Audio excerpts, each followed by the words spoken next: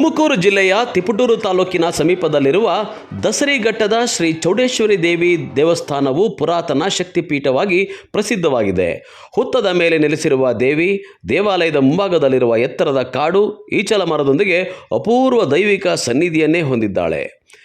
ದೇವಾಂಗ ಸಮುದಾಯದ ಆರಾಧ್ಯ ದೇವತೆಯಾಗಿರುವ ಶ್ರೀ ಚೌಡೇಶ್ವರಿ ದೇವಿ ದುಷ್ಟ ಶಕ್ತಿಗಳನ್ನು ನಾಶ ಮಾಡಿ ಭಕ್ತರಿಗೆ ಜ್ಞಾನ, ಶಕ್ತಿ ಹಾಗೂ ರಕ್ಷಣೆ ನೀಡುವ ಮೂಲ ದೇವತೆ ಎಂಬ ನಂಬಿಕೆ ಇರುವ ಪವಿತ್ರ ದೇವಿಯ ಮೂಲ ವಿಗ್ರಹವು ವಿಶೇಷ ದೈವ ಕಾರ್ಯದ ನಿಮಿತ್ತ ಚಿಕ್ಕಬಳ್ಳಾಪುರಕ್ಕೆ ಆಗಮಿಸಿದ್ದು, ನಗರದ ವಾಪಸಂದ್ರ ಪ್ರದೇಶದಲ್ಲಿರುವ ಗೆರಗರೆಡ್ಡಿ ಎಂಬ ಭಕ್ತರ ಮನೆಯಲ್ಲಿ ವಿಶೇಷ ದರ್ಶನ ನೀಡಿದೆ.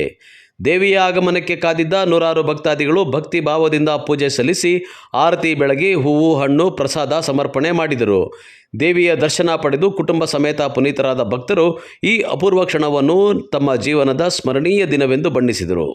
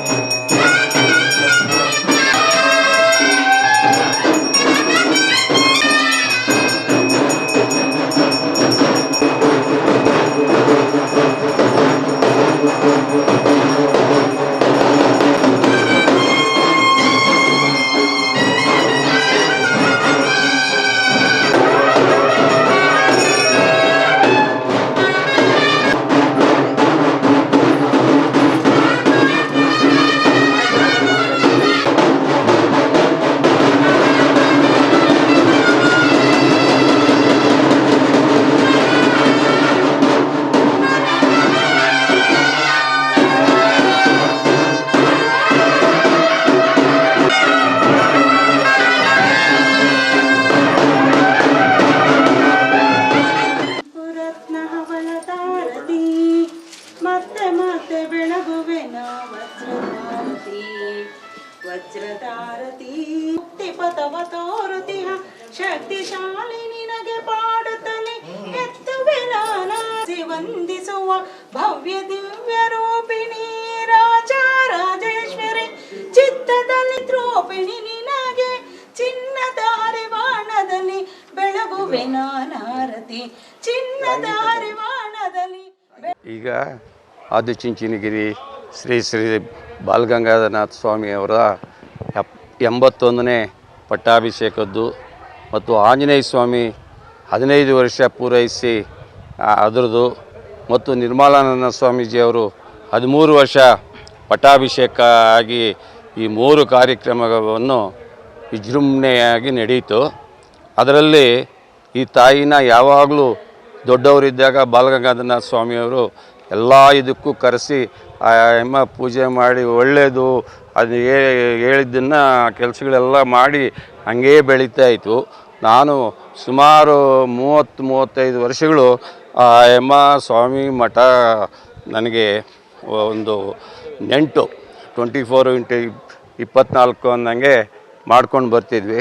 ಇವತ್ತು ಅಲ್ಲಿ ಇದ್ದಕ್ಕಿದ್ದಂಗೆ ನಮ್ಮ ಗೌಡ್ರಿಗೆ ನಮ್ಮ ಮನೆ ತನಕ ಏನನ್ನ ಅಮ್ಮನ ದಯಮಾಡ್ಸೋಕ್ಕಾಗುತ್ತೆ ಅಂದರೆ ಆಯಿತು ಅಂದರು. ನಾನು ಅಲ್ಲಿ ನಮಸ್ಕಾರ ಮಾಡಿ ಪೂಜೆ ಮಾಡಿ ಅಮ್ಮ ನಮ್ಮ ಮನೆ ತನಕ ಬಂದು ಹೋಗ್ತಾಯಿ ಅಂತ ಒಂದು ನಮಸ್ಕರಿಸ್ಕೊಂಡೆ.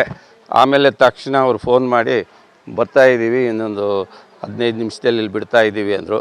ನಾವು ತರಾತುರಿ ಅಂತ ಹಣ್ಣು ಕಾಯಿ ಪೂಜೆ ಸಾಮಾನು ಎಲ್ಲ ಇಟ್ಕೊಂಡ್ವಿ. ನಮ್ಮ ಸ್ನೇಹಿತರುಗಳಿಗೆಲ್ಲ ಹೇಳಿದ್ವಿ.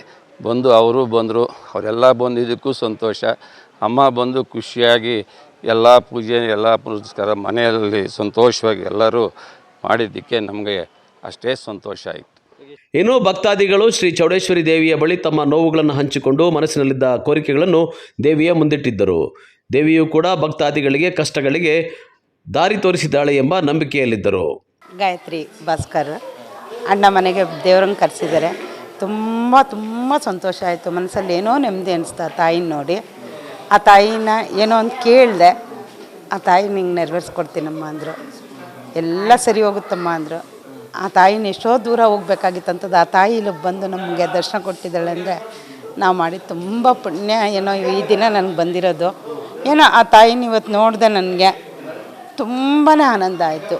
ಹೇಳ್ಕೊಳಕ್ಕಾಗಲ್ಲ, ಅದು ಮನಸ್ಸಲ್ಲೇ ಗೊತ್ತಿರುತ್ತೆ. ಆ ತಾಯಿ ಎಲ್ರಿಗೂ ಒಳ್ಳೇದು ಮಾಡಲಿ ಅಂತ ಆ ತಾಯಿನ ಕೇಳ್ಕೊತೀನಿ. ಆ ಚೌಡೇಶ್ವರಿ ಅಮ್ಮ ಏನೋ ಆ ತಾಯಿನ ನೋಡ್ತಾ ಇದ್ರು, ಇನ್ನೂ ಒಂದು ಸ್ವಲ್ಪ ಹೊತ್ತು ನೋಡೋಣ ಅಂತಲೇ ಅನಿಸ್ತು.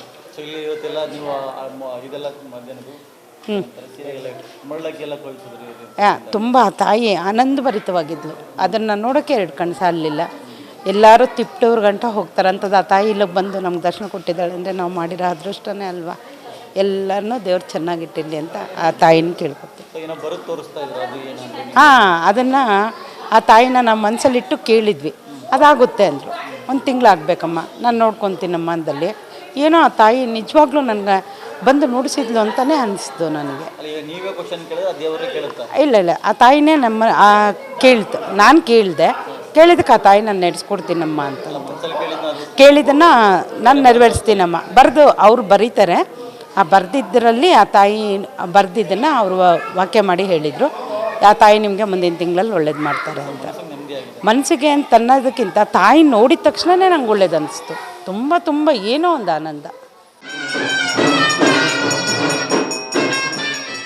ಇನ್ನು ಭಕ್ತಿ ಭಾವ ಸಂಭ್ರಮ ಹಾಗೂ ಶ್ರದ್ಧೆಯಿಂದ ನಡೆದ ಈ ದೈವಿಕ ಕಾರ್ಯಕ್ರಮವು ವಾಪಸಂದ್ರ ಭಾಗದಲ್ಲಿ ಧಾರ್ಮಿಕ ವಾತಾವರಣ ನಿರ್ಮಿಸಿ ದೇವಿಯ ಕೃಪೆಗೆ ಪಾತ್ರರಾಗುವಂತೆ ಮಾಡಿತು.